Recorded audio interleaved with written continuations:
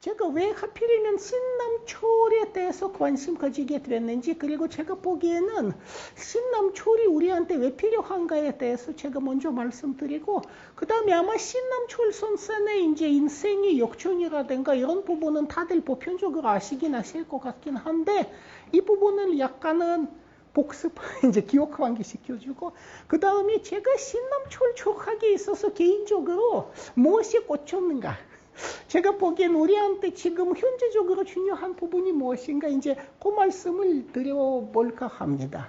그래서 먼저 왜 하필이면 신남철인가라는 부분에 대해서 말씀을 드리고자 하는데, 그러니까 어떻게 보면은 20세기는 한국에서는 마르크시즘의 세기이기도 하죠. 우리는 알게 모르게 마르크시즘의 영향권에서 여전히 살고 있고, 거기에는 상당한 근본성이 있다고 봐야 하기도 하죠. 그러니까 예를 들어서는 뉴라이트들이 지금은 망했지만, 한때 뉴라이트들이 망하기 전에 가장 공격했던 부분 중에 하나는 바로 그러니까 신민지 약탈, 그러니까 광의의 이제는 신민화 과정이 부의 유출, 그리고는 일본 산업 자본에 의한 조선의 원로 제공지, 그리고는 일전에 포획당한 시장으로서의 전락. 그러니까 이 부분에 대해서 뉴라이트들이 공격을 해서 신민화는 토착 자본주의를 오히려 발전시켰다라는 부분을 강조하려고, 현실보다 훨씬 더 강조하려고 했는데, 신민지와 신민모국 사이의 불평등한 경제적 관계는 어떻게 보면은 저개발의 개발, 그러니까 저개발의 그러니까 연구화로 이어진다는 거야말로 20세기 마르크시즘의 상당히 중요한 부분이고, 이거는 꼭 마르크스주의라고 밝히진 않지만 한국사에서 그것이 산식이 된 것은 신민주의 시대 마르크시즘의 영향이 크다고 봐야 합니다. 왜냐하면은 조선이 일본 산업자본의 원로 제공지이자 그러니까 일전에 독점화 당한 시장이라는 부분을 맨 먼저 밝힌 사람들이 조선 공산주의자들이었고, 이 부분에 대한 체계적인 소설이 나온 최초의 책이라면은 1924년에 하바롭스크에서 나온 남만춘 선생의 억압받는 고려 같은, 그러니까 그 당시 조선 상황에 대한 일전의 마르크스주의적인 소설이 거의 초시도 중에 하나라고 보시면 됩니다.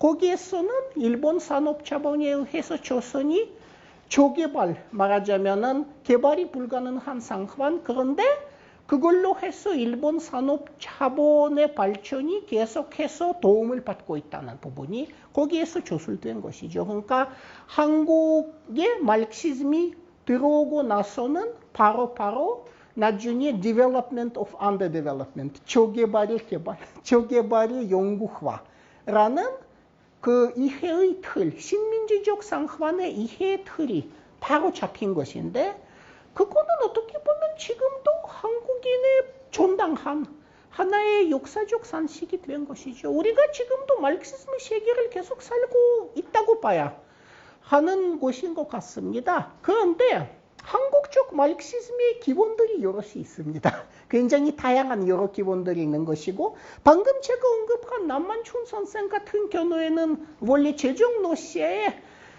그 현면 이전에도 계속해서 불온 서적들을 읽곤 했던 학교 선생이었습니다. 그러니까 이제 볼시비키들이 된 사람이죠. 그러니까 2세 이주자로서 노련 연해주로의 2세 이주자로서 노시에서 볼시비키 된 사람이죠. 그런 통로가 있는가 하면은 김약수 선생이라든가 그런 북성회 멤버들처럼 동경에서 20년대 초반에 공부하면서 마르크시스트 된 사람이 있고, 뭐 가장 유명한 케이스라면 김면식 선생, 신민주의 시대에 아주 유명한 사회주의 농객이고, 이광수한테는 무솔리니도 되지도 못할 무능한 파시스트라고 그 이광수의 성격을 아주 잘 규정한 그 제주도 출신이죠. 선산 김면식 선생. 그러니까 대표적으로 조도전 대학, 와세다 대학에서 이제는 공부하면서 일본 말로 번역된 마르크스주의 원전을 읽어가면서 마르크시스트 된 사람이죠. 그러니까 러시아를 통해서 이렇게 이식된 마르크시즘이 있는가 하면 와세다대라든가 등등의 일본 대학을 통해서 이식된 마르크시즘이 있기도 하고 또는 예를 들어서 박헌윤 선생 같은 분들이 이제는 레닌 대학에 가서 모스크바 레닌 대학에 가서 국제 레닌 대학에서는 마르크시즘을 노시에라고 생각하시겠지만 실은 영어로 국제 레닌 대학 강의는 영어로 진행됐습니다. 그러니까 배우기도 했고 그리고 그거는 뭐 스탈린주의라고 착각하실 수는 있지만은 박헌윤 선생이 거기 간 건 27년도니까 아직은 스탈린화 이전의 시절이죠. 그러니까 실제로는 스탈린이 끝내 박헌윤이 아닌 김일성을 북한 지도자로 지명한 것도 박헌윤이 러시아에서 소련에서 공부했던 때는 자신의 전적이었던 부하리니 레닌 대학이 막대한 영향력을 행사할 수 있었던 시대가 기본적으로 박헌윤을 믿을 수 없다는 본인의 편견과 관계 있기도 했었습니다. 그러니까 좌우간 그러니까 제정 러시아 시대 때 볼시비키 된 사람들이 있는가 하면은 10년대 말 20년대 초 동경에서 공부해서 마르크시스트 된 사람이 있고 20년대 초중반부터 시작해서 계속해서 모스크바에서 코민테른 계통의 대학에서 마르크시스트 된 사람이 있습니다. 여러 통로들이 있는 거죠. 뭐 조금 희귀한 통로라면은 나중에 북조선에서는 좀 유명한 민속학자 된 사람이 있지 않습니까? 도유호 선생 같은 사람. 그래서 도유호 선생 같은 경우는 신민지 출신으로서 중국 거쳐서 독일 유학 가고 독일과 오스트리아에서 유학 생활 했던 사람인데 거기에서는 파시즘이 이제 집권하는 과정 지켜보면서 유명한 역사학자 에릭 홉스바움처럼 에릭 홉스바움도 파쇼들의 폭력적인 집권 과정 봐가면서 공산주의자가 된 거죠. 그래서 홉스바움처럼 도유호도 그렇게 됐고 나중에 이제 북한에 가서 북한 민속학의 시조가 된 사람이죠, 말하자면. 그러니까 그런 독일에서 마르크시스트가 되는 케이스도 있었고. 그런데 그 신남철 같은 사람들이 대변하는 루트는 뭐였느냐면 경선 제국대학에서 마르크시스트가 되는 것이었습니다. 이제 제가 얼굴을 좀 보이기 위해서 여기에서 신남철의 얼굴이 나온 동아일보 기사가 나오는 거죠.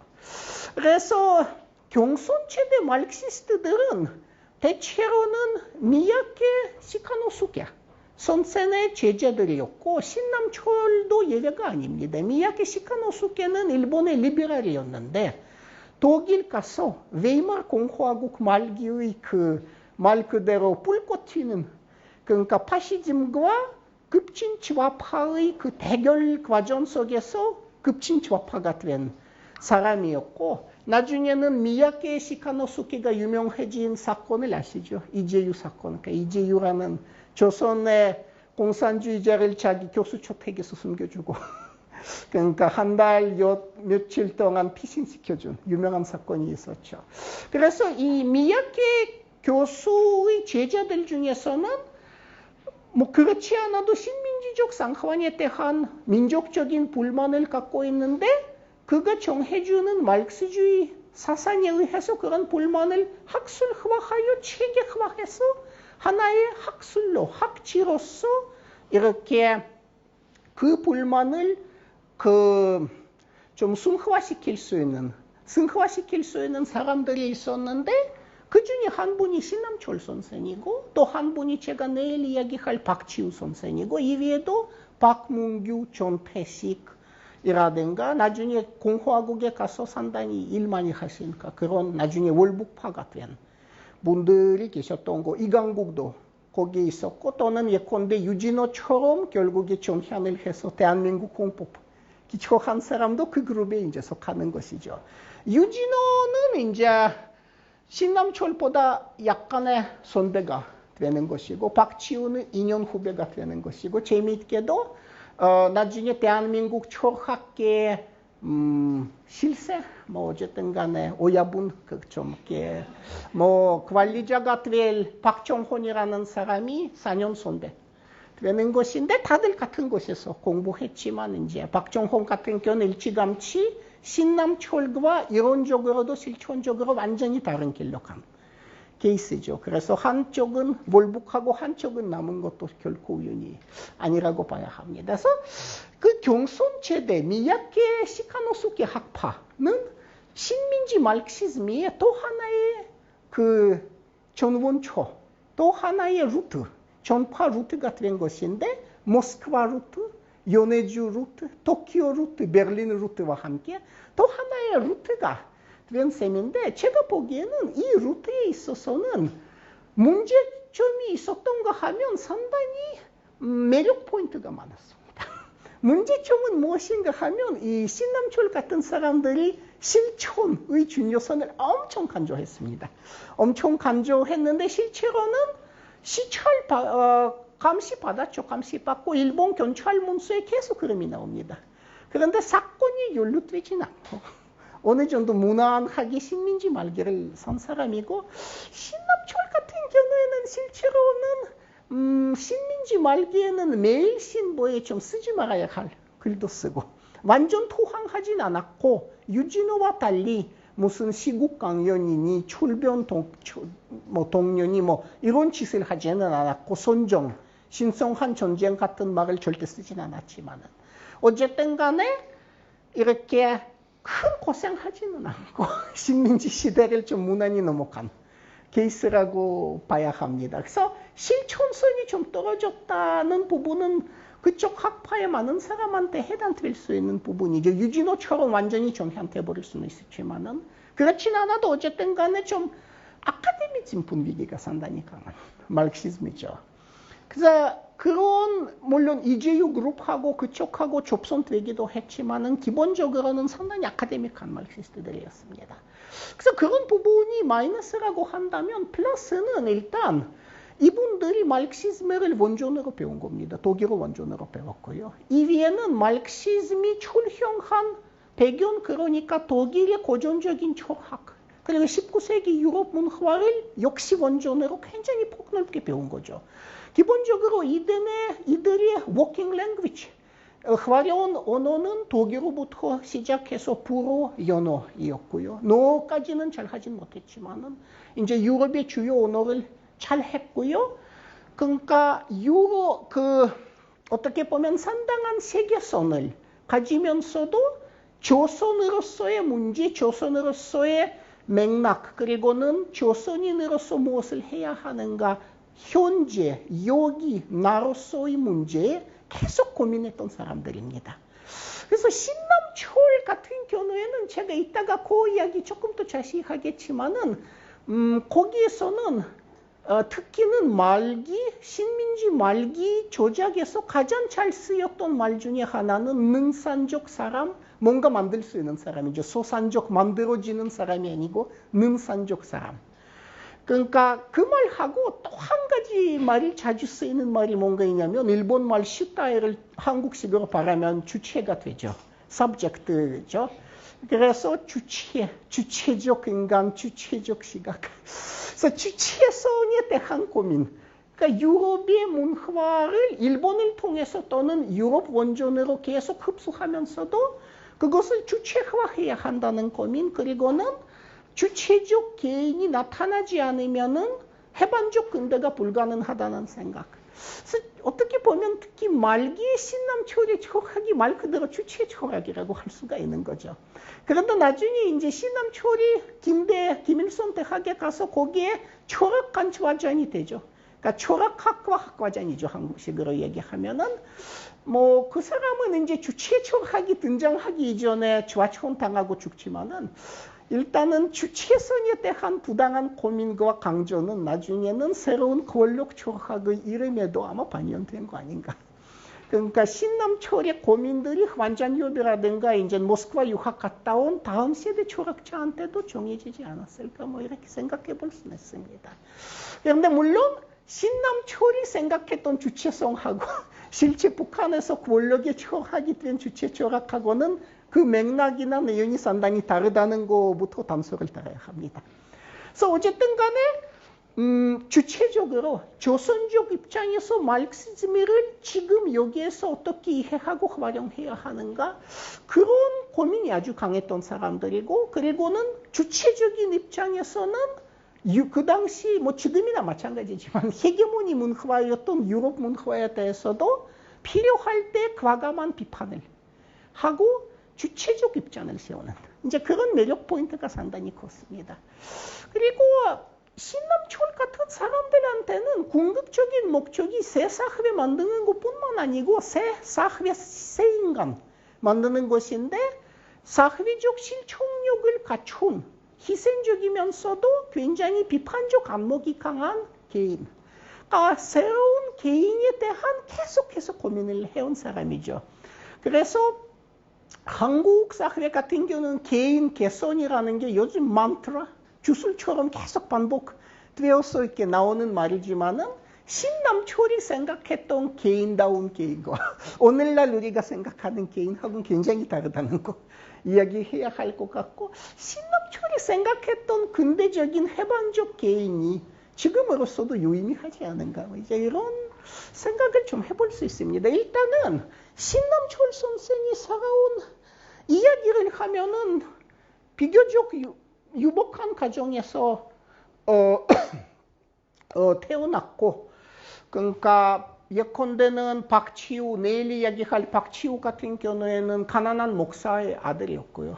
그래서 신남철 같은 경우는 약간 또 유복한 입장에 섰고요. 그리고 유명한 중앙고보를 졸업했고 나중에 거기에 선생으로 일했고 그 27년도에 경선체대 들어가고 31년도에 졸업하고 거기에서는 교수 조교 생활을 하고 미야케 시카노수키 교수 조선사회사전연구소에서 활약을 하고 이미 20년대 말 30년대 초 본격적으로 마르크시즘을 흡입하고 그 당시에는 세계 공허한 분위기에서는 어느 정도 깨이고 사회의식이 있는 은퇴라면 마르크시즘을 비교하기가 힘들었습니다. 그래서 경선체대 같은 경우에는 그 당시 일본 학계 분위기로 봐서는 재미있게도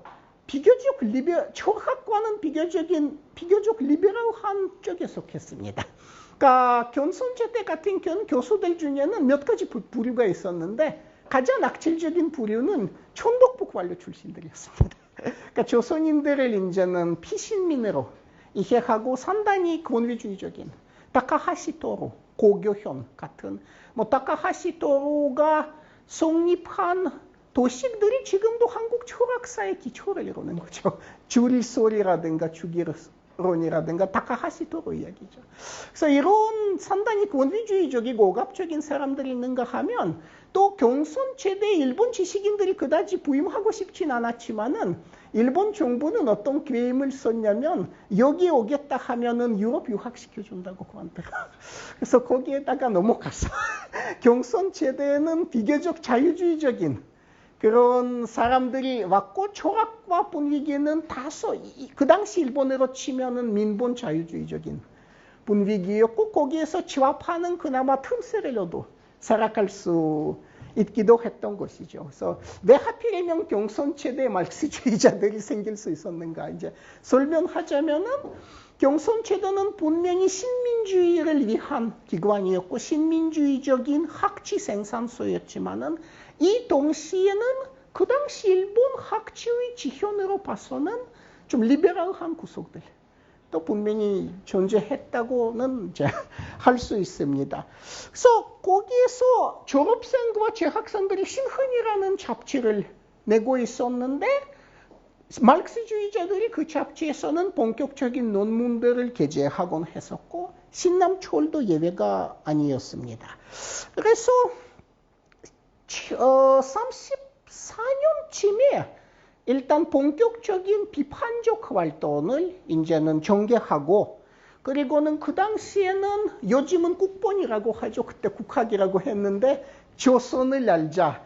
그러니까 민족운동, 독립운동이 좌절당하고 분위기가 억압적이 되니까 이렇게 우리 민족, 우리 문화, 우리 꽃 쪽으로 관심이 좀 더 집중되는 또 이제 식민지 당국 입장에서는 이거는 다소 무난하다고 생각할 수 있어. 좀 문화 활동이다 보니까.